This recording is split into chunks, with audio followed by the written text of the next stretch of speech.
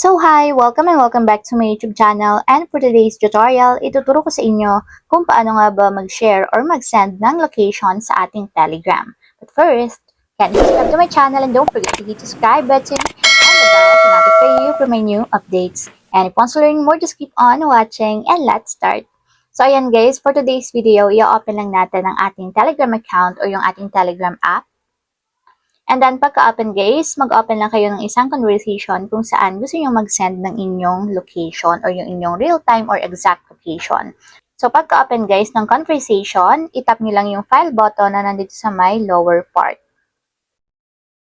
And dito guys, itap nyo lang or hanapin nyo dito yung location. So, tap nyo lang. And dito guys, may dalawa kayong pwedeng pagpilian kung paano kayo makapag-share ng inyong location.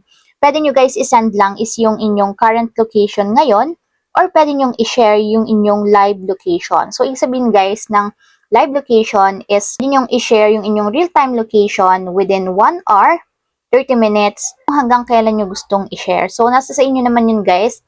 Kasi yung live location guys is kumbaga parang naka-monitor yung inyong location sa ibang tao once na sinend nyo to sa kanila. Pero kapag ito lang guys, send selected location, is kung ano lang yung sinend yung location as of now, yun lang yung ma-view nila. Kahit lumipat pa kayo or umalis na kayo ng ibang location, yun lang yung makikita nilang location. So, tap natin guys is ito lang, send selected location. So, kung ano yung location nyo ngayon, yun lang yung masishare nyo or masasend sa kanila. So, ayan guys, nag-send na yung aking shinare na location as of now.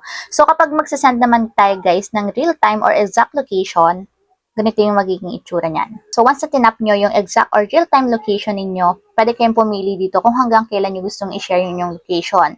So, gumagalaw to guys. Once na lumilipat kayo na ibang lugar or location, nakikita pa rin nila kasi nga, this is live location. So, pwede nyong gawing for 1 hour yung sharing time ng location, for 8 hours, or pwede naman guys kung hanggang kailan nyo gustuhin or kung hanggang kailan nyo papatayin yung pag-share ng inyong location. So, for example guys, is ito yung pipiliin ko. Tap nyo lang yung share. And ayan guys, kapag sinanda natin sila nitong ating live location and inopen nila yan guys sa kanilang phone, madedetect nila yung ating real-time or exact location. So ayun lang, ganun lang kasimple kung paano nga ba mag-share or mag-send ng location sa ating Telegram. If you have a question, kindly comment down below and don't forget to hit the subscribe button and the bell to notify you for my new updates. And thank you for watching!